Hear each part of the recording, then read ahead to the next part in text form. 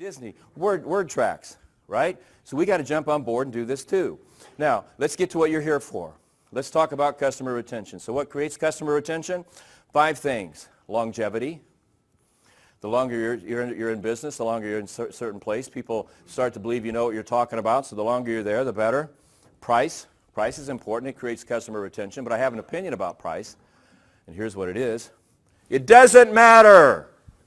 It doesn't matter, it doesn't matter, it doesn't matter, it doesn't matter. It's not mattered for the last 50 years, not likely to matter for the next 50 years. Doesn't matter, doesn't matter, doesn't matter. Now, when I get that or make that comment, I get the looks I'm getting right now, which is, oh yeah, follow me my service drive on Monday morning and see if that objection doesn't come up 5 or 6 times the money price objection in the first 5 customers. I'll bet you $100, Jeff. Well, I'll take the bet and I'll take your $100. I'm telling you, it doesn't matter.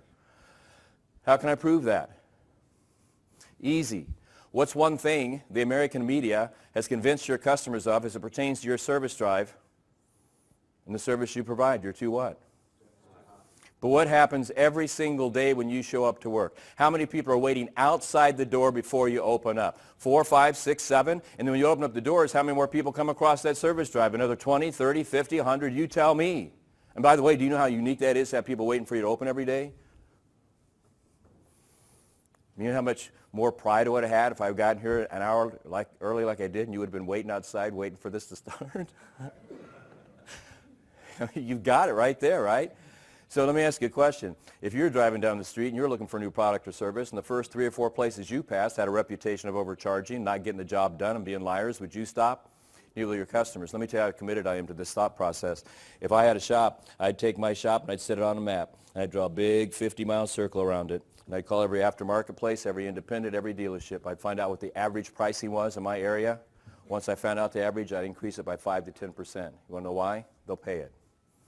If you're delivering good service, you're delivering great service, price is irrelevant. I'm not saying you can charge $1,000 a tire when everybody else is doing $200, but there's no reason to be the cheapest place in town. No reason. I wouldn't even work in a place that was their goal. Oh, forgot to tell you the other 3.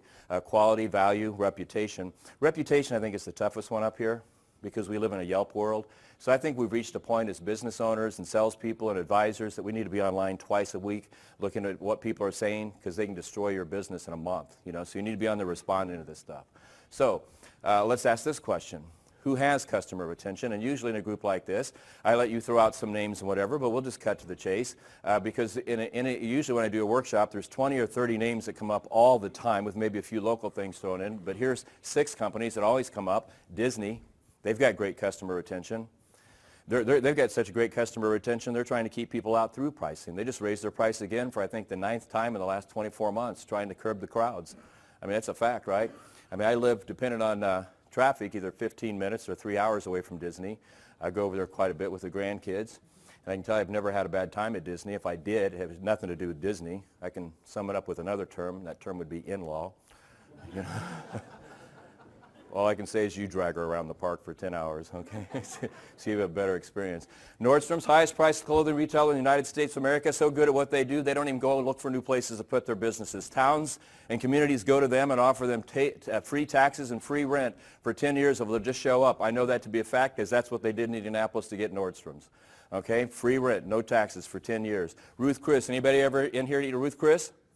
All right, now I'm going to come back to one of you here in a second, Ruth Chris, because here's the reason they're up here. Do you know that during the recession, they're the only major restaurant chain in the United States that actually expanded their expansion plans during the recession, where all other ones either cut back or stopped them completely? We'll come back to them in a second. Starbucks, okay. Aren't you glad they got a second lane down there in this thing at the convention center? Used to be 1 lane, now there's 2, okay. That's how I ended up with a double espresso. What was I thinking? Target, and then America's favorite place, Walmart.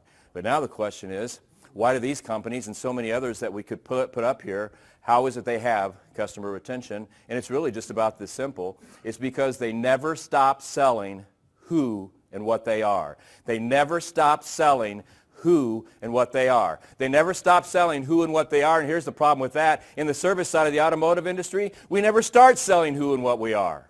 Our customers have no idea that we're the best of the best.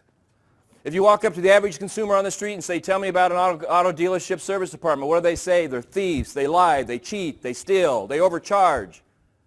Why? Because we never sell ourselves. See, we've been trained to believe if we just walk out there with a big, dumb, goofy smile, people are going to fall in love with us. Hi, my name's Jeff. I write service. If your car's broke, I write service. And our guys over here, they fix cars. So if you want your car fixed, my name's Jeff, and I'll help you out because I write service. And we think that's going to bring them back?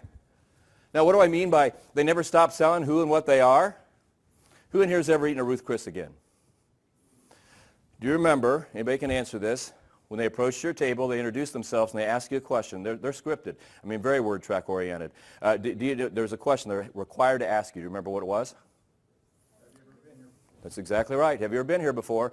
Now, there can be 50 people sitting at that table. One person, 49 raise their hand, say, we've been here. One person raise their hand, say, I've never been here. Let's start selling.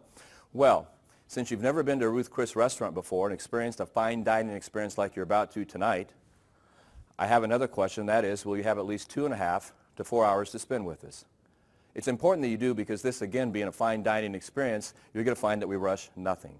We're going to take our times and prepare everything to your exact specifications. We're going to take our time because the ingredients we use are the best we can get our hands on, and they demand a certain amount of time to prep them right. As a matter of fact, our master chef was out with local growers within 50 miles of this restaurant today, securing the best fruits and vegetables he could for your enjoyment tonight. You'll recognize where I refer to him as a master chef because that's what he is. He's been a master chef for 20 years, at this location for 10 years. He studied and continues to study under the best from Japan and Tokyo, London, Paris, Los Angeles, Las Vegas, and the like. As a matter of fact, he's so conscious about what you're going to have, that the beef you're going to have tonight is so good that cows are committing suicide to be on our menu. Can you imagine going to the barn, they're all hanging there, and on their fur it says, take me to Ruth's. All right, now why do they tell you that? Because when you get the bill for $160 a person, because that's what an average person spends, they're not a table of a person, so you got a couple, $320. The last thing they want to hear you say is, $320, I could have gone to Costco and got this meat for $40 and fixed it at home. Well, no, you couldn't, because you can't get that meat. You don't have the ovens and you don't have the skill. Instead, they want to turn you into an advocate, and they do because they never stop selling who and what they are. Because if you go to Ruth Chris once, you want to do what? Okay, so how are they doing it?